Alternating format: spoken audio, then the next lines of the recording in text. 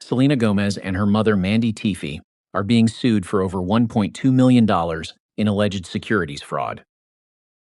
The company is Wondermind, their mental health startup.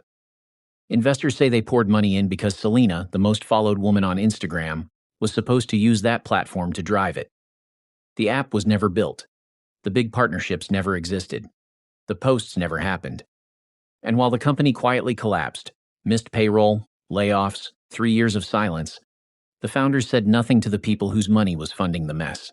One investigation described the office under Mandy's control as a place where staff claimed they saw her snort what they believed was Ritalin, take vitamin IV drips and liquid Benadryl from rotating nurses, order multiple daily takeout meals that piled up with flies, and spend tens of thousands on luxury goods. Mandy calls it all lies from disgruntled employees. The investors are now in federal court demanding their money back. This is not a small PR hiccup. This is a celebrity mental health brand colliding with basic business reality. 5 investors, or the companies representing them, filed suit against Selena, Mandy, and a former business partner.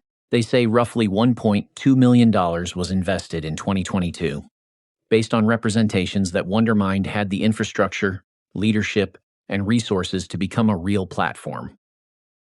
Selena was positioned as head of marketing and contractually expected to promote it on her massive social channels. She put it in her bio. She did not meaningfully promote it. The suit alleges the promised app never launched. Key partnerships, including names like JP Morgan and Fidelity, were false, and celebrity associations used to sell the vision never materialized into anything concrete. For 3 years, the company deteriorated while investors were left in the dark. They only learned the full extent after The Cut published a detailed investigation in 2025, describing internal chaos. Selena's side of the allegations is mainly non-performance, failing to deliver the marketing power that justified the investment. Mandy's side is far heavier, operational failure mixed with personal excess allegations that, if true, explain where a lot of the money went. Celebrity startups often work like this. The famous name is the bait. Investors bet that the star's audience and credibility will turn a concept into a business. When the star treats it as a side project or a way to keep a family member occupied, the numbers stop working. Wondermind fits the pattern. Multiple accounts describe it as a vehicle for Selena to give her mother a role and keep her at a manageable distance.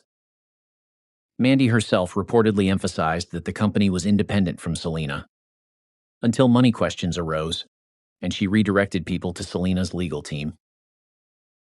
The mental health branding makes the optics worse, not better.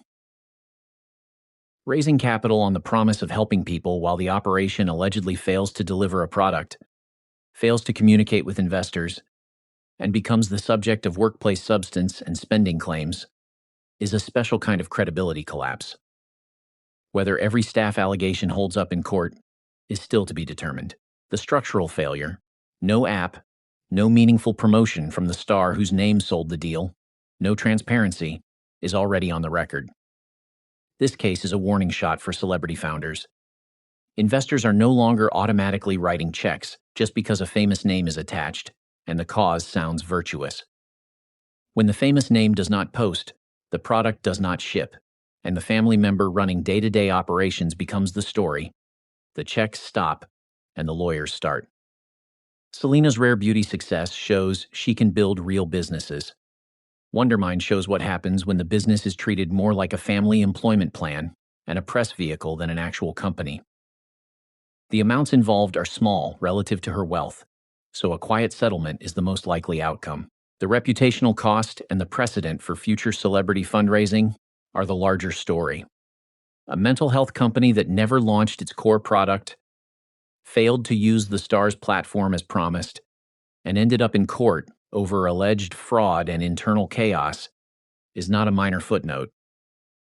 It is a case study in how celebrity, family, and investor money interact when the incentives are misaligned. Was this primarily Selena's non-performance, Mandy's mismanagement, or both? Does attaching a mental health label make the failure more or less acceptable? And should celebrity founders face stricter scrutiny when they raise money on the strength of their personal brand? Drop the unfiltered take below. No purity tests. I'll see you in the next one.